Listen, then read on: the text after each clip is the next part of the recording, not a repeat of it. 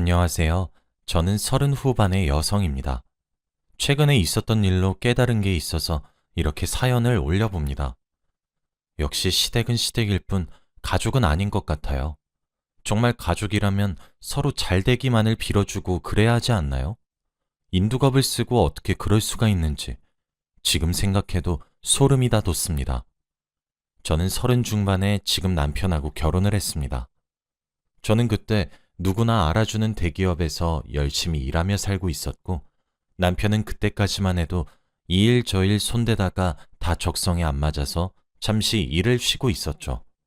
남편 집안이 좀 여유로운 집안이라 집안에서 지원을 해주니 자기가 일을 안 해도 크게 먹고 사는데 지정이 없었다고 말해주더라고요. 처음 남편을 만난 건 주말 등산 동호회에서였어요. 평일에는 회사에서 늘 일하느라 정신없고 피곤하다 보니 퇴근하면 집에 돌아와서 잠만 자고 다시 아침이 되면 출근해서 바쁘게 일만 하는 일상의 반복이었어요. 어느 순간 쳇바퀴 돌듯 반복적인 일상에 권태로움을 느껴서 취미를 하나 만들면 좋겠다 싶었는데 마침 제가 자도 계속 피곤해하는 게 기초 체력이 부족해서 그런가 싶었죠. 그래서 운동이 될 만한 취미를 찾다가 등산이 좋을 것 같아서 그렇게 동호회에 들어가게 되었습니다. 남편의 첫인상은 그렇게 호감형은 아니었어요. 물론 객관적으로 멀끔하게 생기긴 했고 어딘가 곱게 자란 느낌이 들긴 했는데 그 나이가 되도록 무직이란 소리에 이게 옳지 않은 건 알지만 어쩔 수 없이 백수라는 색안경을 쓰고 그 사람을 보게 되더라고요.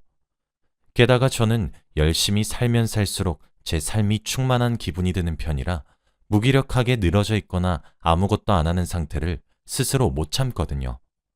그런 의미에서 저와 남편은 성향이 아예 반대라고 할 수 있었죠. 남편은 조선시대로 치면 선달에 가까웠어요.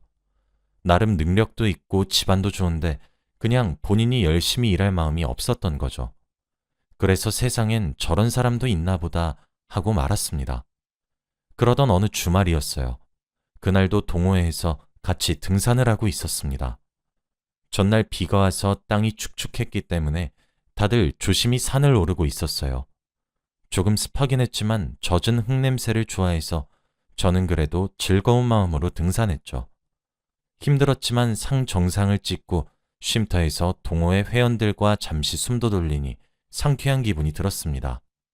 그리고 미리 챙겨온 에너지바나 초코바, 커피 같은 걸 나눠 먹으면서 다들 수고 많았다고 이제 조금만 더 힘내서 내려가요 하며 얘기하는데 갑자기 비가 쏟아져 내리는 겁니다.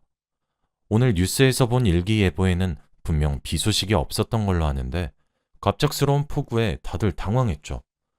비 소식이 없던 날이라 우산이나 우비를 들고 온 사람도 많지 않았기 때문에 어쩔 수 없이 2명이서 우산을 나눠 쓰면서 빠르게 하산하기로 결정했어요. 저는 어쩌다 보니 그 남자분과 같이 우산을 쓰게 되었죠. 친목을 다지는 분위기인 동호회였는데도 불구하고 그 사람과는 딱히 말을 섞어본 적이 많지 않았어요.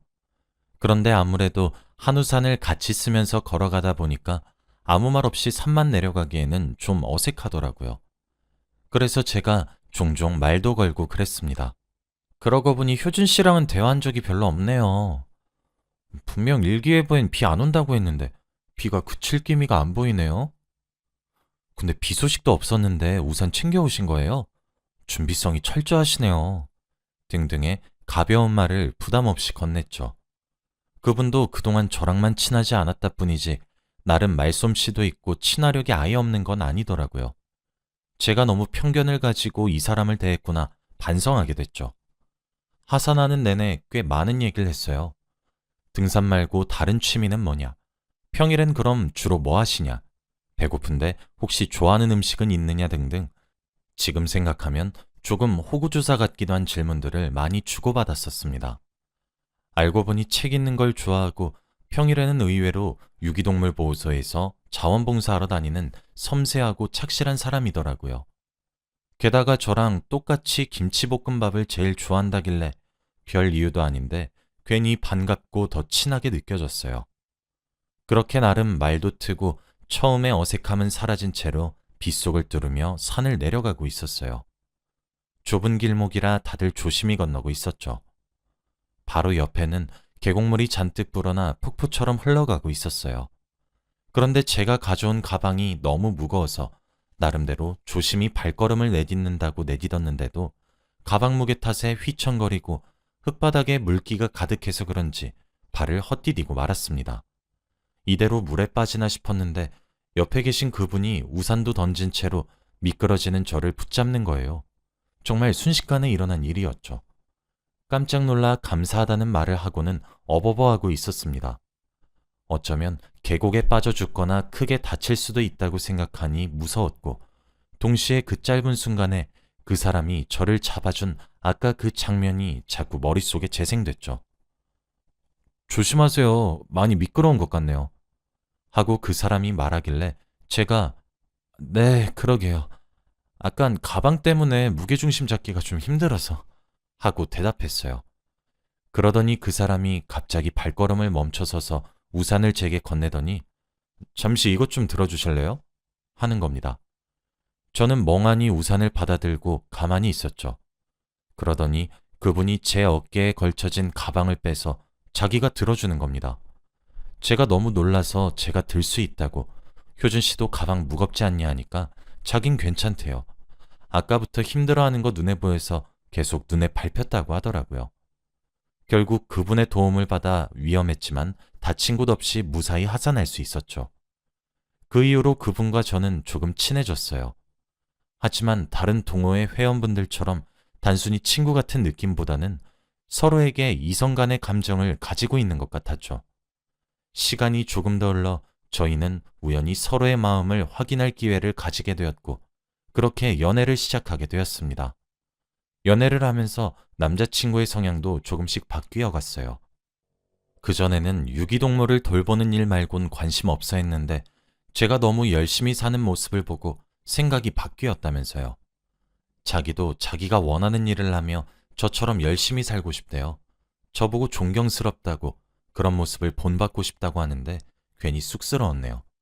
그리고 정말로 얼마 안 있어 한식 요리 자격증 같은 걸 따더라고요. 생각해봤는데 자기는 요리하는 게 적성에 맞고 재미있는 것 같다면서요. 저도 늘 꿈 앞에서 방황하고 소극적인 남자친구의 모습만 봐오다가 정말 하고 싶은 게 생겨서 열심히 노력하는 모습을 보니 뿌듯하고 기특했습니다. 저도 회사에서 일이 계속 잘 풀리고 있었고 돈도 착착 쌓이던 터라 슬슬 결혼 생각을 하게 되었어요. 자유로운 영혼 같은 느낌이 있어서 남자친구가 결혼에 대해서는 좀 부정적이려나 걱정했는데 꼭 그런 것만도 아니더라고요. 남자친구도 저랑 결혼하고 싶다는 의사를 내비쳤어요. 서로 의견이 통해서 얼마 안 있어 저는 남자친구네 부모님을 뵙게 됐습니다. 그동안 일을 안 하고도 문제없이 사는 걸 보고 집안이 조금 사나보다 생각하긴 했는데 생각보다 더 여유 있는 집안이었습니다. 남자친구의 아버지는 중견기업을 하나 운영하시고 어머니는 아트갤러리를 하나 소유하고 계시더라고요. 처음에 남자친구네 부모님 집에 방문했을 때 조금 주눅든 건 사실이었어요. 저는 굉장히 평범한 집안에서 자랐거든요. 대학까지는 부모님이 지원해 주셨지만 남자친구처럼 오래 방황하면서 일을 쉰다거나 하는 그럴 형편은 못 되는, 주변에서 찾아보기 쉬운 그런 평범한 집안이요. 아니나 다를까 나름 화기애애한 분위기 속에 식사를 끝마치나 싶었는데 제게 오셔서 한마디 하더라고요. 아가씨가 열심히 살고 좋은 사람인 건 알겠는데 아무래도 우리 집안이랑은 안 맞는 것 같아요. 네? 그게 무슨... 나나 애아빠나 언젠가는 저 아이가 큰일을 할 거라고 믿어요. 지금은 굳이 일을 하지 않는다 하더라도 언젠가는 애아빠하는 회사 물려받아야 하는 게 사실이고, 그래서 난 내 아들을 열심히 내조할 수 있는 며느리를 원해요. 아가씨처럼 열심히 일하는 사람 말고요. 아가씨가 혹시라도 일을 그만두면 모를까. 아니, 그렇다 쳐도 좀... 아무튼 아가씨한텐 미안해요. 내 말 잘 알아들었길 바래요. 남자친구 어머니의 말씀을 듣고는 한참 멍을 때렸어요. 아무리 곱씹어봐도 그 말은 명백한 반대 의사였습니다. 자기 아들이 저 같은 여자 만나 결혼하게 되는 건 싫다는 반대 의사요. 제가 자부심을 가지고 하는 일을 억지로 그만둔다 하더라도 어머니 말을 들어보면 어쨌든 남자친구와는 결혼을 하기 힘들 것 같았어요. 어쩌면 안 될 인연인가 보다. 그럼 하루라도 일찍 헤어지는 게 답이겠다 싶어서 그날부로 남자친구의 연락을 무시했어요. 그랬더니 집 앞에 찾아와서 말하더라고요. 혹시 자기 부모님 집에 간 날 무슨 소리 들었냐고요. 자기 어머니가 저한테 뭐라고 한 거냐고. 자기는 부모님이 아무리 반대해도 저랑 결혼할 거라고 다 설득시킬 테니까 조금만 기다려달라고. 저희 집 문에 대고 말한 뒤 돌아갔습니다. 다 설득시킬 테니까 조금만 기다려달라고. 저희 집 문에 대고 말한 뒤 돌아갔습니다. 사실 저는 현관문에 기대서 남자친구의 그 말을 다 듣고 있었어요. 숨죽여 울면서 그 말을 다 듣고 있었습니다. 뭘 설득하겠다는 건지, 현실적으로 부모님이 반대하시는 결혼이 불가능할 걸 알면서도 괜히 기대하게 만드는 남자친구의 말이 미웠습니다. 그런데 놀랍게도 얼마 안 있어서 다시 찾아와서는 그리움에 못 이겨 문을 연 제 앞에서 무릎 꿇고 프로포즈하며 자기가 부모님을 다 설득했으니 앞으로 너 힘들게 하는 일 다시는 없을 거라고 맹세하더라고요. 알고 보니 남자친구가 저와의 결혼을 허락해주지 않으면 앞으로 다른 그 누구와도 결혼할 생각 없고 그냥 부모님 자식 안 하고 살겠다고 강하게 말했더군요. 그렇다고 앞으로의 결혼 생활이 순탄할 거라고 생각되진 않았지만 저는 남자친구를 너무 사랑했기에 저희는 그렇게 결혼했습니다. 남편 부모님은 여전히 저를 반기는 눈치는 아니었지만 그래도 대놓고 창피를 준다거나 하진 않으셨어요. 그것만으로도 다행이다 싶었죠. 남편의 여동생, 그러니까 시누이도 딱히 자기 오빠가 누구랑 결혼하든 관심 없어 하더라고요. 결혼도 했겠다. 남편은 그동안 저와 연애하는 동안 따놓은 조리사 자격증으로 레스토랑의 셰프로 취업했습니다. 처음 자기가 원하는 일을 찾아서 시작하는 남편을 옆에서 응원해주고 싶었어요. 그런데 이때도 시부모님의 반대가 장난이 아니었습니다. 어딜 남자가 부엌 일을 업으로 삼냐고, 이게 말이 되냐고, 큰일 할 거라고 믿고 가만 놔두니 집안 떨어지는 여자랑 결혼한다고 우기질 않나, 협박에 못 이겨 결혼 허락해줬더니 이젠 천한 일을 하려는 거냐며 역정을 내시더군요. 직업에 귀천이 어디 있나요?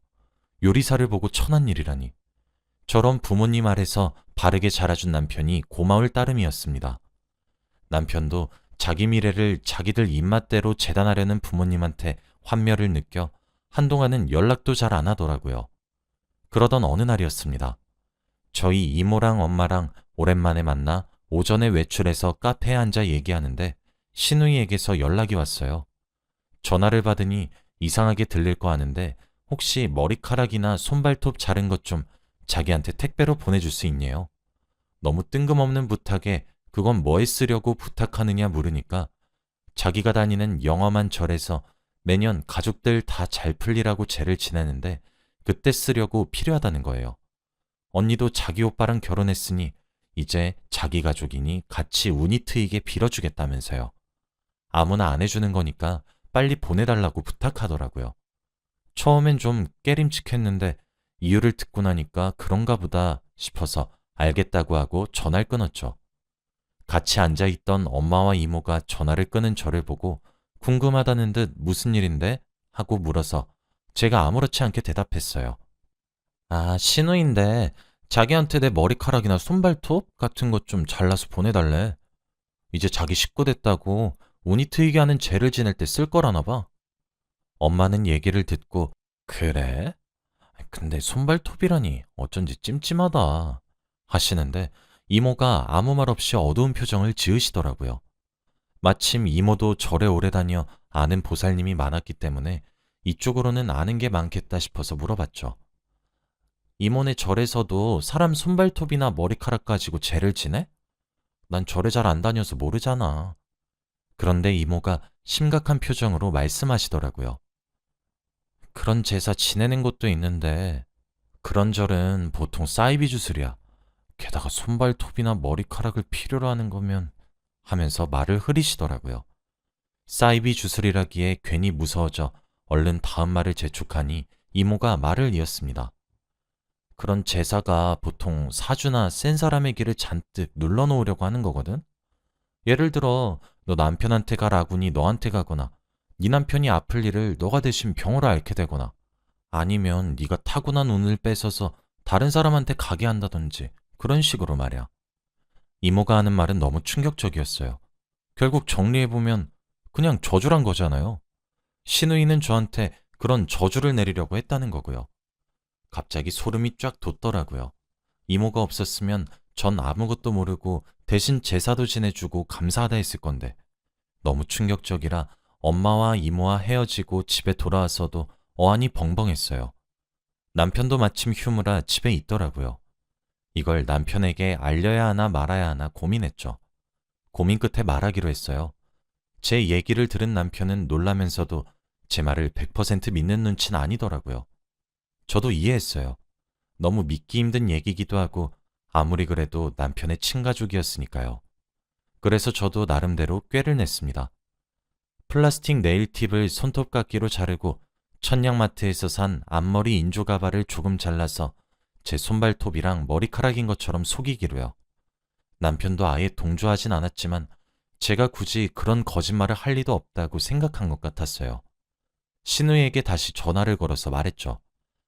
택배 말고 그냥 제가 직접 가져다 드릴게요. 택배는 배송도 오래 걸리잖아요. 하고 순진한 척 말하니 바로 속은 것 같더라고요.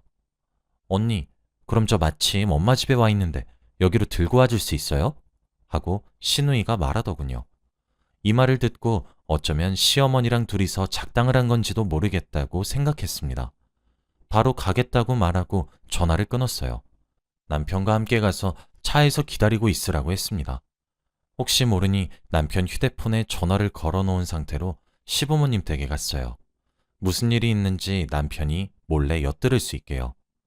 시부모님 댁에 가니 시어머님과 시누이가 저를 따뜻하게 반기면서 잘 들고 왔냐고 묻더라고요. 그 말투에 정말 소름이 돋았어요. 제가 들고 온 걸 가지고 어떤 짓을 할지 미리 아니까 가증스럽기 짝이 없었죠. 아무렇지 않게 건네고 시어머니가 잠시 방으로 들어가더니 이내 소리를 지르면서 방에서 나오더군요. 쥐뿔도 없는 게 감히 나를 놀려? 하면서요. 제게 성큼성큼 다가오시면서 가짜 손톱과 머리카락을 던지더군요. 쓸데없이 기만 세가지고 네 기에 눌려 우리 아들이 번번이 큰일을 못하는 것 같아서 좀 눌러놓을랬더니 어른을 이런 식으로 가지고 놀아? 이따위에 내가 속을 줄 알고? 그리고 제 머리칼을 부여잡더라고요. 마침 잘 왔다. 온 김에 머리카락이랑 손발톱 지금 내놓고 가. 눈을 보니 시어머니는 이미 제정신이 아닌 것 같았어요. 언니 미안해요 하면서 시누이도 시어머니 눈치를 보더니 합세해서 제 두 팔을 결박했습니다. 정말 무서웠어요. 아무리 벗어나려고 저행해봐도 두 명은 못 당해내겠더라고요. 그 순간이었어요. 남편이 급하게 들어와서 저를 시어머니와 시누이에게서 떼어놓더라고요. 당신 괜찮아? 하고 묻길래 겨우 고개를 끄덕였습니다. 이게 뭐 하는 짓이야? 난 그래도 엄마랑 너 끝까지 믿었는데 이게 내 아내한테 할 짓이야 지금? 그랬더니 시누이가 울면서 말하더라고요. 오빠, 난 아니야. 엄마가 억지로 시킨 거란 말이야. 그리곤 시어머니가 말을 더듬으며 겨우 말했습니다. 효준아, 그게 아니라 엄마는 네가 계속 얄궂은 일만 하면서 시간 허비하니까 그게 아까워서 다 너 잘 되라고 그런 거야. 웃기지 마. 나 지금 하는 일이 제일 즐거워. 이게 뭐가 다 나 잘 되라고 하는 건데. 난 아내 운 뺏어서 잘 되고 싶은 마음 없어. 남편이 크게 화를 내니까 시어머니도 당황한 듯 보였어요. 어떻게 사람이 그래? 어떻게 사람이 그럴 수 있냐고. 좋아. 나 이제 엄마 아들 아니에요. 한 번만 더 나랑 이 사람 행복하게 사는 거 방해하려 들어봐. 내 핸드폰에 지금 있었던 일, 이 사람한테 하려고 했던 짓 다 녹음돼 있어. 허튼 짓 했다간 이거 가지고 바로 경찰 찾아갈 거야. 그러니까 앞으로 나랑 아내 앞에 나타나지도 다신 연락하지도 마요. 그러고는 남편이 저를 부축해줘서 겨우 시부모님 댁을 떠났어요. 남편이 마지막에 강하게 경고해서 그런지 그 이후로 정말 연락은 없더라고요. 시어머니도 법은 무서웠던 걸까요? 아무튼 저는 아직도 그날 일만 생각하면 두렵고 온몸에 소름이 돋아요. 만약 그날 이모를 만나지 않았다면 남편에게 말하지 않고 독단적으로 시부모님 댁을 찾아갔다면, 그랬다면 어떻게 됐을지 정말 상상하기도 싫네요. 세상에는 이런 일도 있다는 걸 알리기 위해 사연을 보내봤는데, 여러분은 부디 머리카락이나 손발톱을 달라는 이런 요구를 들으시면 바로 무시하시고 그 사람과의 인연을 끊길 바랍니다. 그 사람은 누구보다도 여러분의 일이 잘 안 풀리길 바라는 사람들일 테니까요. 여러분이 하는 일 다 승승장구하고 잘 풀리게 되시길 바랍니다. 사연 들어주셔서 감사합니다.